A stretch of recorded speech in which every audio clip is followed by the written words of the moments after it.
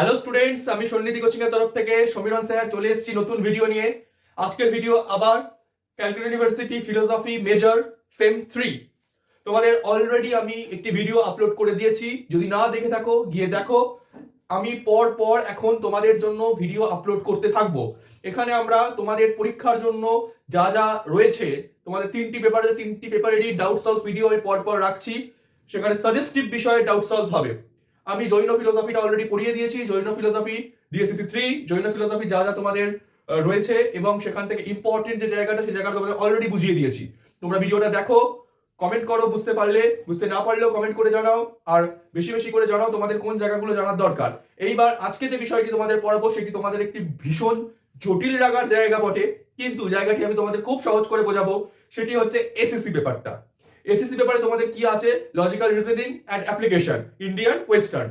এই জায়গাটা তোমাদের খটোমটো কয়েকটা জায়গা পড়তে হয়, কিন্তু চিন্তার কোনো কারণ নেই। আমি যেভাবে বোঝাবো সেটা তোমাদের একদম মনে গেঁথে যাবে, খুব সহজে বুঝতে পারবে।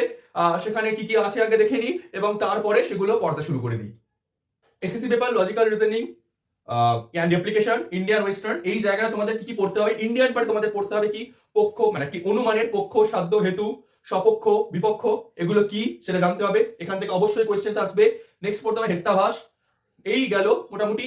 আরেকটা আছে কেবল আর নয়, কেবল ব্যতি কি, অন্যায় ব্যতি কি, এই জায়গাগুলো পড়তে হবে। তারপরে ওয়েস্টার্ন পার্টে পড়তে হবে ফ্যালাসিস, ফ্যালাসিস পড়তে হবে। তারপরে আরো কিছু জিনিস পড়তে হবে তোমাদের। আমি প্রথমে স্টার্ট করছি ইন্ডিয়ান পার্টটাই। ইন্ডিয়ান পার্টে যে জায়গাটা আজকে পড়াবো সেই জায়গাটা হচ্ছে প্রথমেই যে জায়গা থেকে শিওর কোয়েশ্চেন আসবে, পক্ষ, সাধ্য, হেতু কি, সপক্ষ, বিপক্ষ বলতে কি বোঝায়, কেবল আর নয়, কেবল ব্যতি কি, অন্য ব্যতি কি, এই জায়গাটা আমি বুঝিয়ে দেবো। এই জায়গা থেকে শিওর শিওর শিওর কোয়েশ্চেন আসবে। চলো দেরি না করে ভিডিও স্টার্ট করে দিই।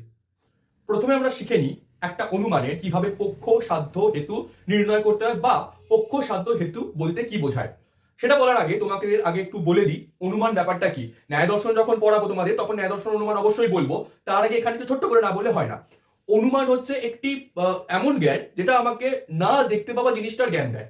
সাপোজ তোমরা ভাবো একটা বক্স, যাকে বলে মিস্ট্রি বক্স, তুমি জানো না ভেতরে কি আছে, মিস্ট্রি বক্স।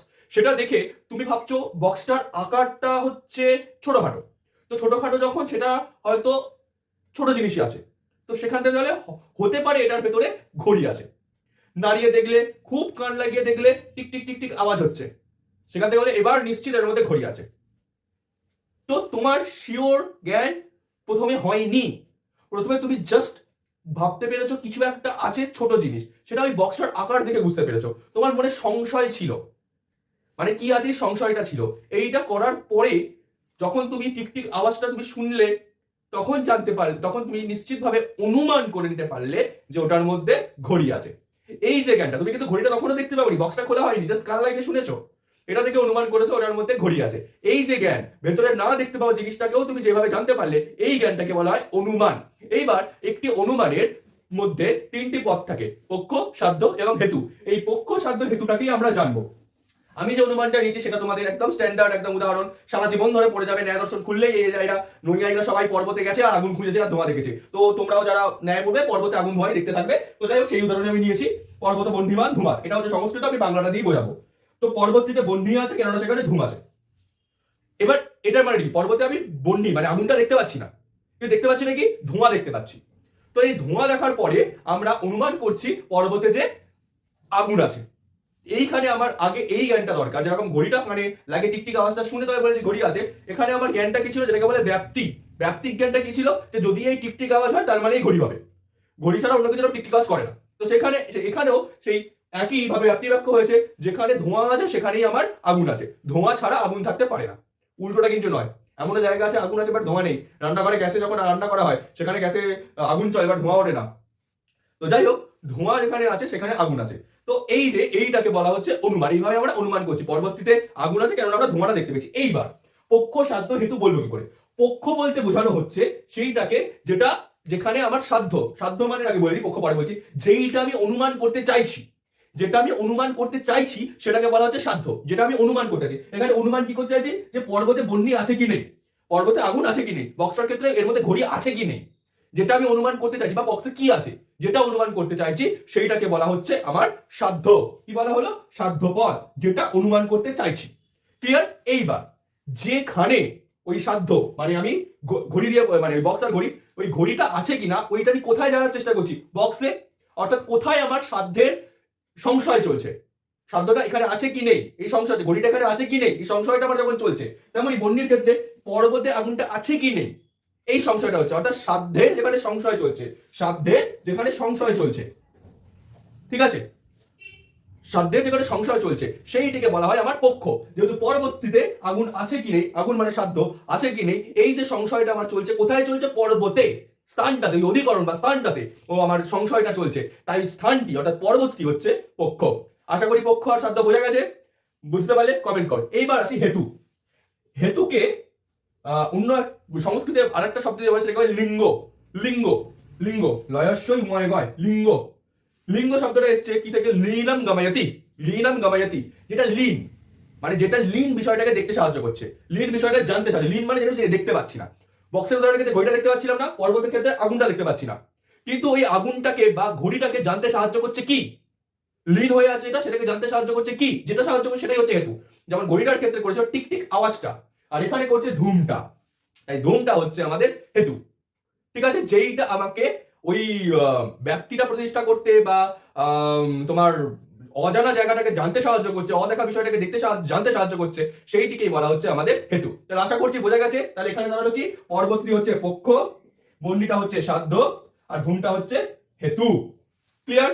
আশা করি বোঝা গেছে। পক্ষ, সাধ্য, হেতু জানলাম। এবার পক্ষকে দুভাগে ভাগ করা হয়েছে, সপক্ষ আর বিপক্ষ। এইটা এবার কি জেনে নি। সপক্ষ বলতে বোঝানো হয় যেখানে সাধ্যের নিশ্চিত জ্ঞান আমরা অনুমান করতে পারি, সেটাকে বলে সপক্ষ। আর যেখানে সাধ্যের সাধ্যের অভাবের নিশ্চিত জ্ঞান, ভুল লেখা হয়েছে আমার, অভাবের নিশ্চিত জ্ঞান জানা যায় সেটাকে বলা হয় বিপক্ষ। অসাধ্যের অভাবের নিশ্চিত জ্ঞান, ব্যাপারটা কি বুঝিয়ে দিচ্ছি, খুব ইজি ব্যাপার। ধরো তোমার প্রথমবার পর্বতে গিয়ে বন্যি দেখেছো, ধুম দেখেছো, বন্যি অনুমান করে নিয়েছো, তাহলে তুমি জেনে গেছো যেখানে ধুম থাকে সেখানে বন্যি থাকবে, এই জ্ঞান তোমার হয়ে গেছে।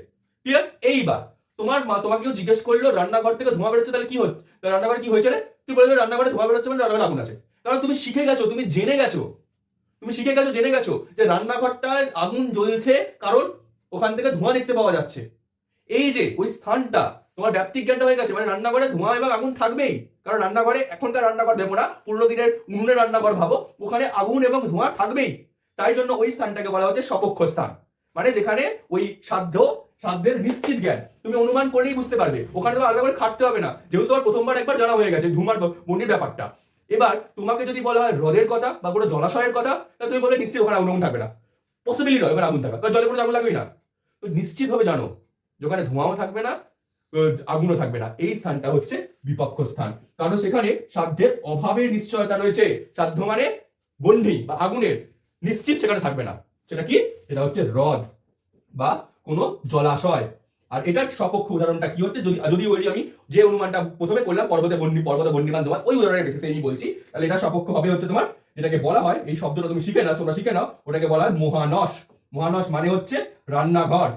রান্নাঘরে বন্যি আর ধূম অবশ্যই থাকবে, অবশ্যই থাকবে, তাই এই স্থানটা হচ্ছে সপক্ষ আর জলাশয় হচ্ছে বিপক্ষ। আশা করি বোঝা গেছে, বোঝা গেলে কমেন্ট করে দিও। পক্ষের আমরা দুটি রূপ দেখলাম, সপক্ষ আর বিপক্ষ। হেতুকে আবার তিনটি ভাগে ভাগ করা যাচ্ছে, তিনটি: কেবলান্বয়, কেবল ব্যতিরেকী, অন্যয় ব্যতিরেকী। আমরা প্রথমে দেখি কেবলান্বয়টা কি। অন্যয় মানে হচ্ছে সংযোগ, আর ব্যতিরেক মানে হচ্ছে বিচ্ছেদ। এখানে আমি অন্যয় মানে যেটা একসাথে সবসময় থাকছে এই বিষয়টাকে বোঝানো হচ্ছে। তো তাহলে দেখে নি, কেবলান্বয় বলতে যে হেতু কেবল অন্যয় বা সাধ্য সহচার দ্বারা রাখতে হয়। সাধ্য সহচার মানে বলা হচ্ছে এখানে যেখানে আমি সাধ্য আর হেতুকে সব সময় একসাথে দেখতে পাবো, ওটার কোনো দিনও অন্যতা হবে না। জানতে গেলে ব্যক্তিটা আমাকে হেতু আর সাধ্যকে একসাথেই জানতে হবে। এক্সাম্পল দিয়ে দেখাই, সেটা হচ্ছে ঘরটি অভিধেয় কেননা প্রমেয়।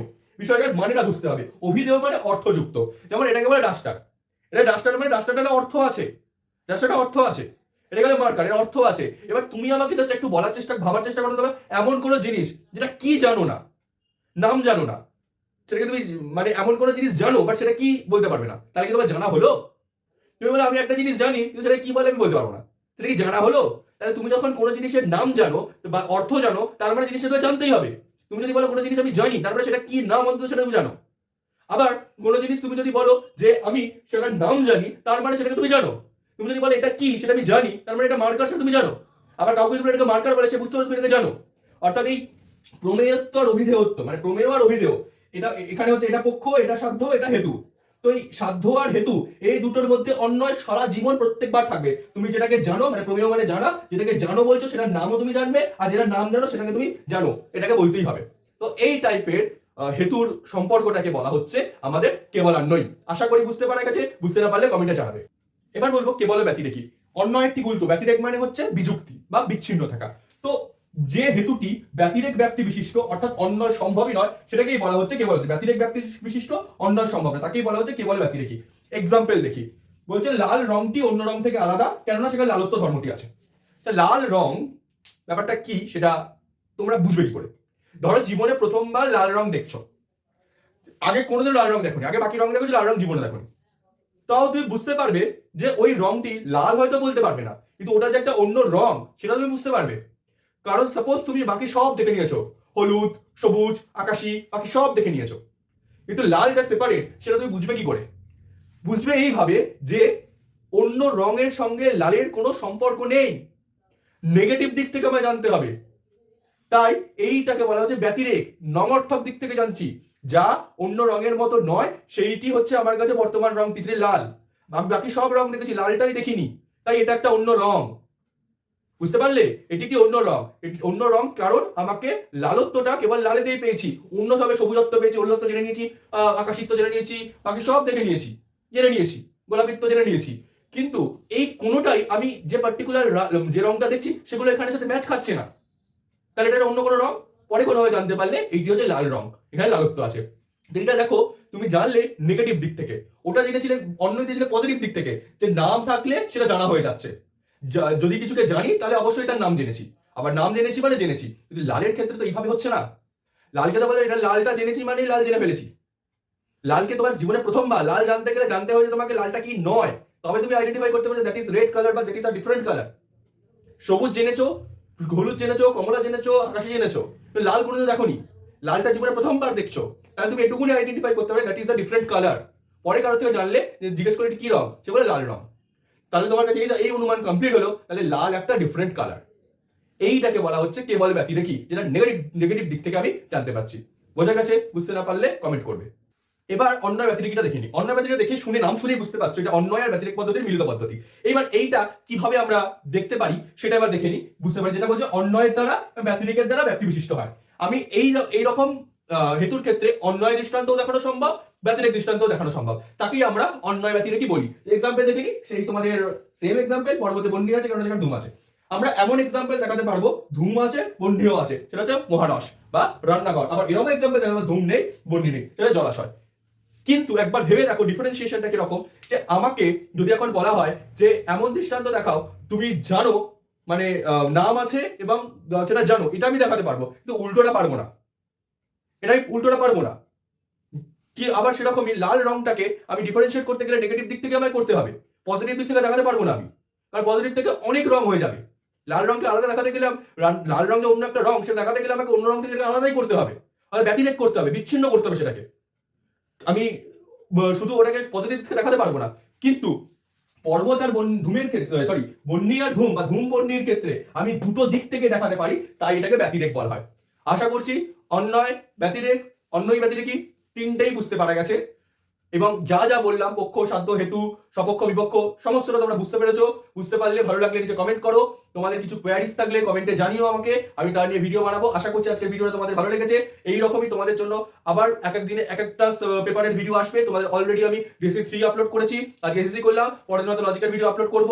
তোমাদের সপ্তাহে প্রত্যেক দিনই আমি ভিডিও দেওয়ার চেষ্টা করি, প্রত্যেক দিনই ভিডিও আসবে, ঠিক রাত্রি 10:30টার মধ্যে তোমাদের জন্য ভিডিও চলে আসবে। তোমরা আমার চ্যানেলটিকে সাবস্ক্রাইব করে রাখো, নোটিফিকেশনের বেল বাটনটিকে অন করে রাখো, ঠিক সময় তোমাদের জন্য ভিডিও চলে আসবে। তোমরা দেখতে থাকো, তোমাদের যদি কোনো কোয়ারিজ থাকে তোমরা সেখানে আমাকে কমেন্টে জানাও, আমি তার রিপ্লাই অবশ্যই দেবো এবং সেই সংক্রান্ত ভিডিও আমি বানিয়ে দেবো। এতদূর ভিডিওটা দেখেছো, আশা করি ভালো লেগেছে, অসংখ্য ধন্যবাদ।